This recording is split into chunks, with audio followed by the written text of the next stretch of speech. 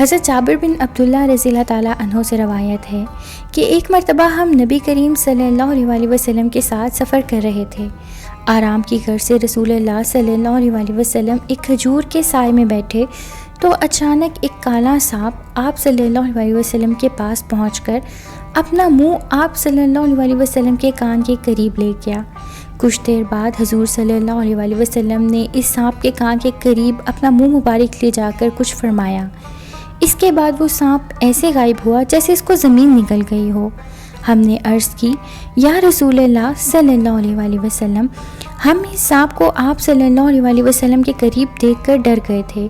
آپ صلی اللہ علیہ وسلم نے فرمایا کہ وہ جانور نہیں بلکہ جن تھا، فلاں سورت کی چند آیات بھول گیا تھا، انہی آیات کی تحقیق کے لیے جنات نے اسے بھیجا تھا، تم لوگ موجود تھے اس لیے وہ سانپ کی شکل میں آیا۔ اس کے بعد حضور صلی اللہ علیہ وسلم ایک گاؤں میں پہنچے تو وہاں کے لوگوں نے عرض کی، یا رسول اللہ صلی اللہ علیہ وسلم، اس گاؤں کی ایک خوبصورت عورت پر ایک جن عاشق ہو گیا ہے، اس نے اسے اتنا پریشان کر رکھا ہے کہ وہ نہ کھاتی ہے نہ پیتی ہے، بس مرنے کے قریب ہے۔ حضرت جابر رضی اللہ تعالیٰ عنہ فرماتے ہیں کہ اس عورت کو میں نے بھی دیکھا، وہ ایسی تھی جیسے چاند کا ٹکڑا۔